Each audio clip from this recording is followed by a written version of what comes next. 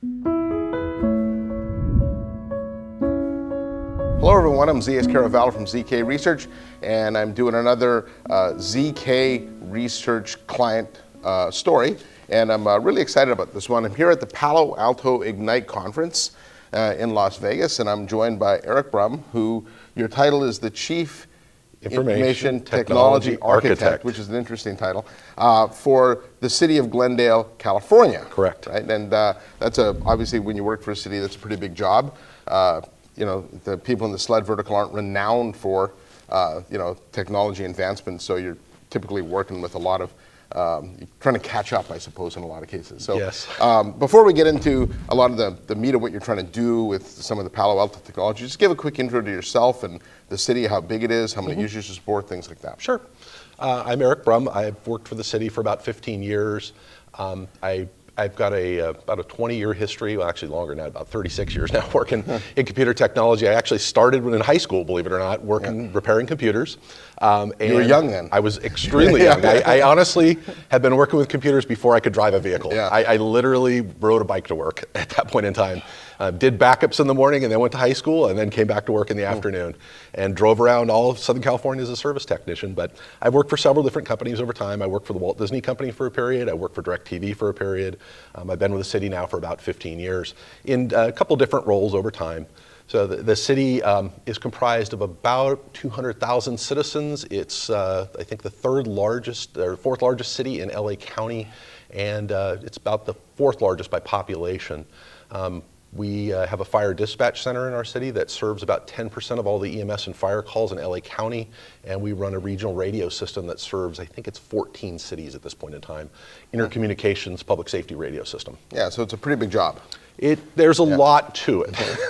There's a lot to it. Now the theme of this year's Ignite is Ignite Your Security, and you know, during the keynotes yesterday, a lot of the ability to ignite your security, I suppose, is driven by AI and automation and things, especially in the SOC. Now, from what I understand, you don't have a SOC today, right? We don't have a SOC today. We don't have anybody on staff whose job is primarily security, believe it or not. So how do you monitor what's going on? We've got some tools that actually are helping us look at a few things in our environment. We use Cortex XDR for endpoint protection, and we get a fair amount of alerting out of that for the important stuff that gets caught and knocked down.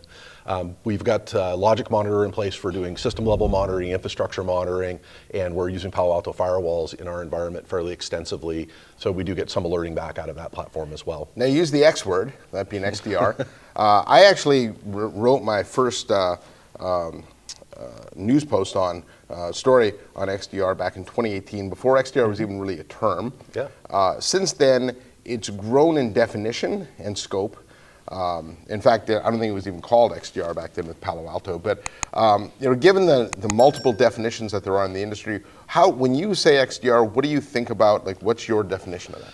You know, it is so different from the traditional virus protection that was engine and definition driven. Yes. Its ability to find things that are bad going on in your system and really sort of break it down to the fundamentals and stop them. That to me is really the power of the platform. Its ability to use intelligence and figure out what's going on and stop things dead in their tracks without static definitions. To me, that's really the power of the product. Yeah, so the old model of security was you'd have to have a known breach, then a definition would be created for it, and then you could protect yourself. But that created all these zero-day attacks because no one would have seen it before. Yep. With XDR, when I think about it, it's really the data set that becomes important, and it becomes more an analytic game, right, of resolution versus something that's signature-based. Correct. So, yeah, it's looking at the foundational interactions of the system and what should be allowed and what shouldn't be allowed. Yeah, and so from an XDR standpoint, what sources of data are you using that build that Cortex XDR, the data lake that their XDR app or service uses? Well, we utilize Palo Alto's Cortex data lake service, and we're pumping all of our logs that are coming off the nodes in our environment into it. We're also pumping all the firewall logs in there as well. So we've got all that data that we can go back to and analyze and work with if we have incidents that need to be investigated, basically. So that's an important distinction, that using the network data and the firewall data, because it's not just endpoint data. And I know that's one of the sort of misconceptions of XDR, is that it's the evolution of EDR, when in fact you're actually using it quite differently, right? Mm-hmm. Absolutely. Yeah. No, we're deeply looking at the data. When we have an incident that occurs in our environment, we dig into that data very deeply and we look at what did the node do, what did it interact with, what websites did they go to, what sort of traffic did it pump across the network. So there's a whole lot more to it of what it can tell you. You know, what did it launch, what executed, who was the user that did it. There's a whole lot of detail there that doesn't exist with traditional products, and you can't just pull it out of Windows system logs. Oftentimes when we find out about these things, it's days after they've occurred, and oftentimes the Windows system logs are just completely gone by that point. So the process incident resolution, what was that like pre-XDR versus post-XDR? Well, I can tell you, it's a great example of a change that XDR has made in our environment. We had a lot of malware infections that occurred in our environment. We were using another company's, sort of point solution in the past. It had supposedly an enterprise console, but the reality of the matter was we were seeing workstations infected right and left just off of internet browsing, malware type infections on machines, mostly just, annoying slowdowns, systems that didn't run well. But our help desk analysts, our support technicians, were basically pulling back about 10 systems a day and having to wipe them out and rebuild them. 10 hours a machine, rebuilding them by hand with no automation. Just an amazing amount of workload was being chewed up by doing that. And by putting what at the time we purchased, it was called Traps, but by putting the solution in place, XDR has basically cut it down to next to nothing. We're not doing any node rebuilds because of nefarious stuff. I won't say none, there probably have been a few that we've had to do, Sure. But the reality is we went from spending, thousands of hours a year of manpower rebuilding machines simply because of malware infections to basically spending no time on that at all, which has freed us up to do things like put automation for system rebuilds in place. So we've tooled up a bunch of things in our environment that we've freed up time and resource basically by putting XDR in place. So it's interesting that one of the themes that I hear from IT leaders when I talk to them is skills gap, and you can't hire enough people. But in this case, by using more automation, you were actually able to close that skills gap and really lack of talent, not by adding more people. No, not by adding people. But by using more automation to do things more efficiently. Yeah, we put more intelligent tools in place to do some of the rote level functionality you would expect people to normally be able to do within your environment. And it has freed us up to be able to implement automation in our environment where we didn't have it before. It's really allowed our entire group of people to become better and more knowledgeable in modern technologies and to basically articulate the environment with tools that allow us to manage, build, and maintain it better. And I'm assuming that your staff also prefers the work they're doing now versus the mundane tasks of rebuilding. Oh yeah, no, rebuilding nodes is horrible. It's a giant nightmare of migrating data and putting things back in place. And frankly, putting the automation in place to do those node builds was a godsend because now they can focus on other things. They've learned better, better technologies, newer technologies, new techniques of doing things that just didn't exist in the past. So it's raised the level of our intelligence organizationally. Yeah, it's an interesting time that we're in with as far as skills because there's a lot of people changing them. And my advice to IT pros is always, if you're doing things today that you don't think are resume building, stop doing them, right? Find a way to automate them out of your job. And it seems like you've done a lot of that. We have done a lot of it. When I got into this environment, it was roughly 20 years behind in skill set, about 20 years behind in technology. We were using discrete servers in our data center. Every computer in the data center had a monitor, a keyboard, and a mouse on it. It didn't matter whether it was a Unix machine, whether it was a Linux machine, or whether it was running Windows on it. They all had that on them. We had water-cooled air conditioning in there, and we had no automation for node building in our environment whatsoever. It was all done by hand. We had a technician who sat in the basement of our building, and he would strip off all the vendor automatic installed stuff, and he would hand install all the apps on it. And the best I ever saw the guy do was 6 machines in a single day. Wow, and even that's pretty impressive. It is when you're hand doing these things. But you talk about jobs that are mundane, and you sit there and you're just building a node for hours on end. You look at that at the end of the day, and you're like, how resume building is that? Yeah. Now, you don't have a SOC, and so tell me what your vision for what you want your SOC to be. I'm assuming you don't want the traditional SOC with lots of people and a lot of screens that don't give you a lot of information. No, the reality is having information is great. Having it there and available when you need it is the piece that's really important. Putting the tooling in place so it's available to you.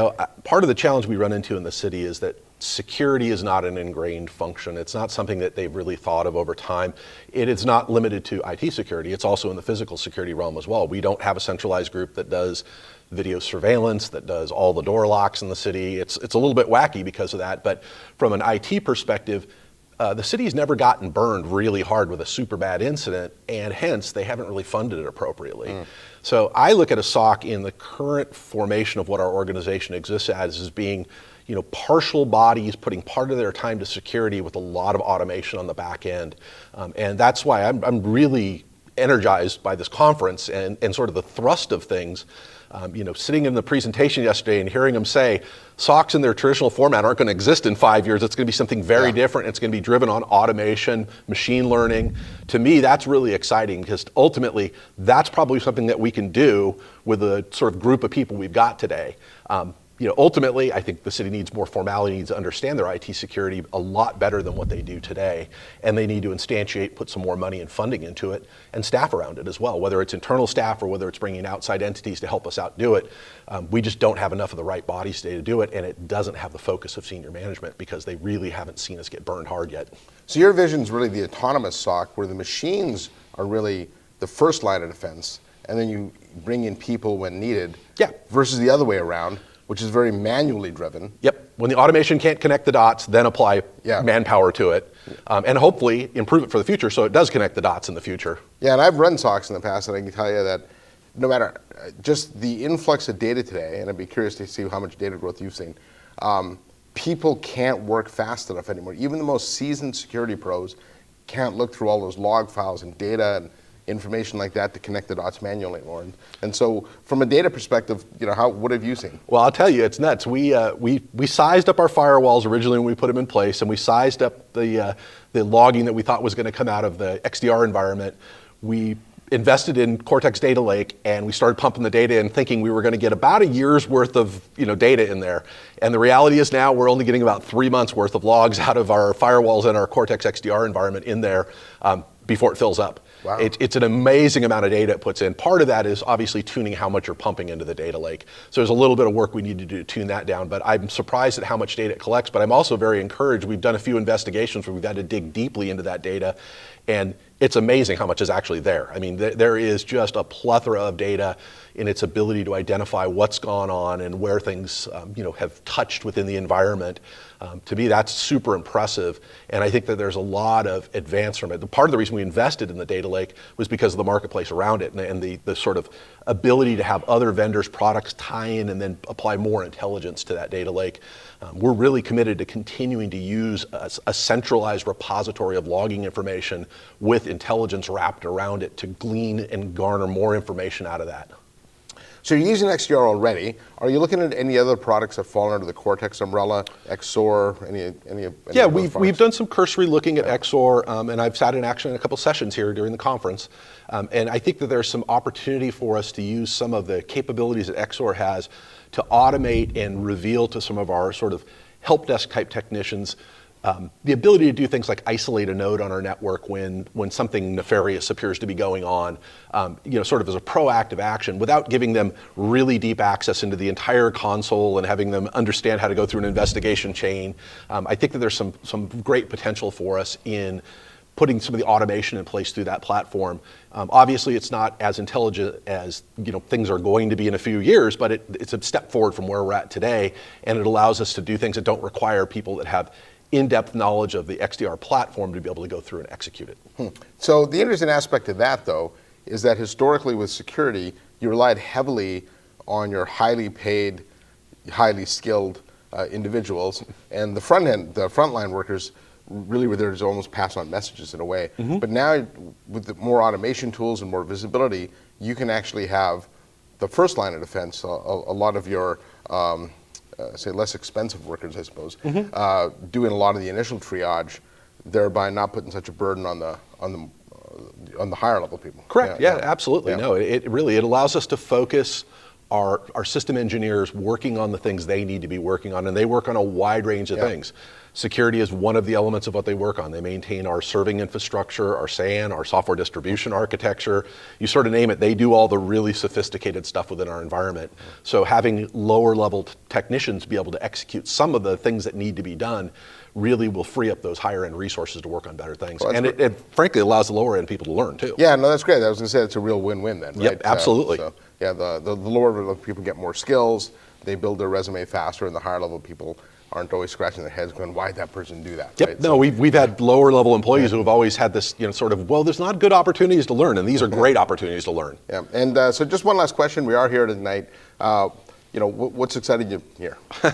Honestly, hearing them say that traditional SOCs are not going to exist in their current format in 5 years really energizes me. The reality is we probably can't get the funding internally to operate a traditional SOC as they've existed, but through artificial intelligence and machine learning, I think we can get to the point where we are providing near world-class protection in our environment that we really can't do today. Yeah, and I still think we're a few years away from a fully autonomous SOC. Oh, yeah. But the analogy I use, it's a little bit like a self-driving car where there's a lot of features in cars today, lane change assist and parallel park assist, that make us better drivers, right? Similarly, a lot of these automation features that companies like Palo Alto are building will make us better engineers. Yeah. And so a lot of that heavy lifting gets done for us. So Yeah, I think you have to make incremental improvements within Yeah. your environment to get to the point where you sort of get to that grand nirvana anyway. So it's not like you just sit back on your heels and go, wait 5 years and everything will be perfect for you. You still got to keep working forward, get through some of the hurdles that you've got. Hence why we're looking at things like XOR right now. Yeah. All right, Eric. Well, that was fantastic. Thanks for spending the time with us. I'm Z.S. Caraval from ZK Research. Make sure you hit that subscribe button, and I'll see you next time on another customer story. Thanks. Great.